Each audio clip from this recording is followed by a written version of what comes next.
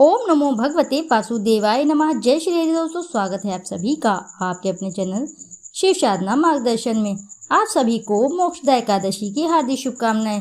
दोस्तों, आज की इस वीडियो में मैं बात करूंगी, मोक्षदा एकादशी को तुलसी से जुड़ा यह अचूक उपाय कर लेते हैं तो आपकी समस्त परेशानियों का नाश हो जाता है। आपके घर में जितनी भी आर्थिक समस्याएं चल रही है वह सभी नाश हो जाती हैं, क्योंकि 400 वर्षों बाद यह एक दिव्य दुर्लभ संयोग बनने जा रहा है, क्योंकि इस दिन सभी एकादशियों में से सबसे बड़ी एकादशी मोक्षदा एकादशी पड़ने जा रही है।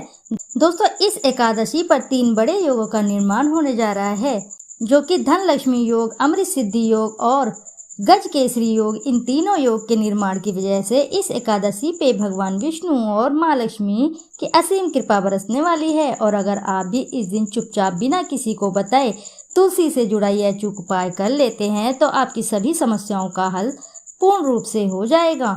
दोस्तों, ये एक साल में करीब 14 एकादशी पड़ती हैं और 11 दिसंबर को पड़ने वाली एकादशी सभी एकादशियों में से बड़ी मानी जाती है। सब एकादशियों का अपना अपना अलग अलग महत्व होता है, इसलिए इस दिन तुलसी से जुड़ा ये अचूक उपाय आपकी हर परेशानी को हल कर देगा, चाहे वह धन को लेके हो या सेहत या संतान की प्राप्ति को लेके हो। इसलिए दोस्तों, वीडियो को आखिर तक जरूर देखिएगा। दोस्तों, आप भी अपने जीवन में भगवान श्री हरि और माता लक्ष्मी की कृपा पाना चाहते हैं तो इस वीडियो को लाइक करके कमेंट में जय श्री हरि और माँ लक्ष्मी लिखना ना भूलें। साथ ही चैनल को भी सब्सक्राइब जरूर करिएगा। हर साल मार्गशीर्ष मास में पड़ने वाली एकादशी तिथि को मोक्षदा एकादशी कहा जाता है। मोक्षदा एकादशी के दिन श्री हरि को समर्पित है। इस दिन जगत के पालनहार श्री हरि विष्णु की पूजा आराधना करने का और माँ लक्ष्मी की पूजा आराधना करने का विधान है। हर महीने में 2 एकादशी व्रत रखे जाते हैं। पहला है कृष्ण पक्ष और दूसरा शुक्ल पक्ष में। हिंदू पंचांग के अनुसार मार्गशीर्ष माह के शुक्ल पक्ष की एकादशी को मोक्षदा एकादशी व्रत रखा जाता है। इस साल मोक्षदा एकादशी 11 दिसंबर को है। मान्यता है कि एकादशी व्रत करने वालों को पापों से मुक्ति मिलती है और अंत में वैकुंठ धाम को जाते हैं। मोक्षदा एकादशी को गीता जयंती भी मनाई जाती है। हिंदू धर्म में एकादशी तिथि अत्यंत ही शुभ मानी गई है। आइए जानते हैं एकादशी की तिथि और समय मुहूर्त के बारे में। एकादशी के व्रत के लिए तिथि के प्रारंभ समय की जरूरत नहीं होती है। एकादशी व्रत की शुरुआत हमेशा सूर्योदय पर हो जाती है और अगले दिन सूर्योदय के बाद समाप्त होता है। एकादशी व्रत का पालन आमतौर पर 24 घंटे के लिए होता है, सूर्योदय से सूर्यास्त तक। हालांकि एकादशी व्रत करने वालों को एक पूर्व शाम से ही अनाज का सेवन नहीं करना चाहिए, ताकि अगले दिन सूर्योदय के समय व्रत प्रारंभ करते समय पेट में अन्न का कोई भी शेष ना रहे। मोक्षदा एकादशी कब से कब तक है?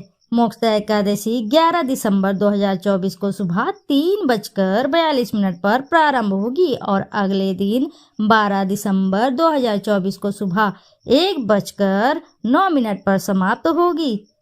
मोक्षदा एकादशी का शुभ मुहूर्त, पूजन शुभ मुहूर्त रहेगा, लाभ उन्नति मुहूर्त रहेगा सुबह 7 बजे से 3 मिनट से लेकर सुबह 8 बजे से 21 मिनट तक। अमृत सर्वोत्तम मुहूर्त रहेगा सुबह 8 बजे 21 मिनट से सुबह 9:38 तक।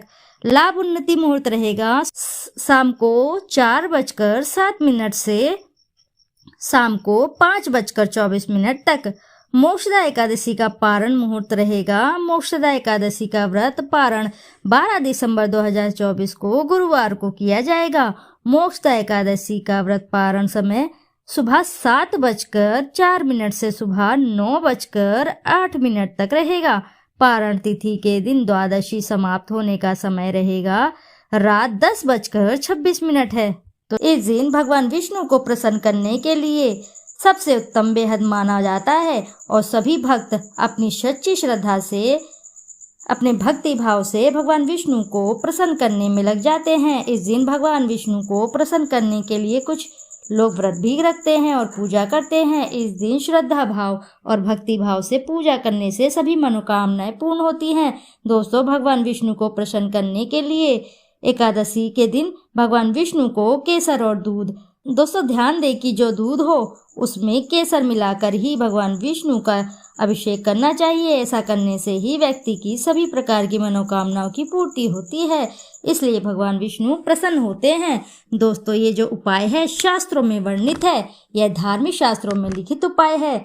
यह बहुत ही गुणकारी और चमत्कारिक उपाय है। चाहे कोई भी विशेष प्रकार की मनोकामना हो और वह मनोकामना आपके लंबे समय से पूर्ण नहीं हो रही है, तो यह उपाय करने से मनोकामना शीघ्र ही पूर्ण हो जाती है।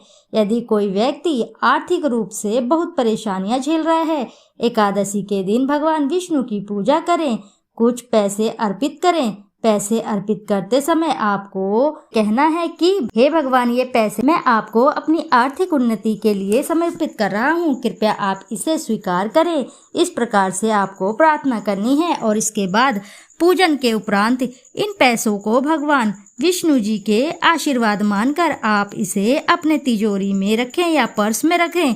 ऐसा करने से धन लाभ होता है और धन से जुड़ी सभी समस्याएं खत्म होती हैं। समस्या चाहे वे शीघ्र ही समाप्त हो जाती हैं। ये पैसे फिर साधारण पैसे नहीं रह जाते दोस्तों, इसमें भगवान विष्णु की शक्तियां जागृत हो जाती हैं। यह साधारण पैसे नहीं होते, इसे आप संभाल कर रखें। ये साक्षात नारायण का आशीर्वाद बन जाता है। जहाँ पर नारायण का आशीर्वाद हो, भगवान विष्णु जी का आशीर्वाद हो, फिर वहाँ पर लक्ष्मी फलती फूलती है, आध्यात्मिक उन्नति होती है। मोक्षदा एकादशी के दिन भगवान विष्णु जी को तुलसी के पत्ते के साथ सफेद रंग का भोग जरूर लगाएं। हो सके तो खीर सफेद रंग के मिष्ठान विष्णु जी को भोग लगाना अति उत्तम होता है। ऐसा करने से धन में वृद्धि होती है, क्योंकि दोस्तों मान्यता है कि माता लक्ष्मी सफेद वस्तु की तरफ बहुत ही जल्दी आकर्षित होती हैं। खासकर माता लक्ष्मी को खीर बहुत ही अति ज्यादा प्रिय है। सफेद रंग के दूध से बने मिष्ठान बहुत ही प्रिय हैं।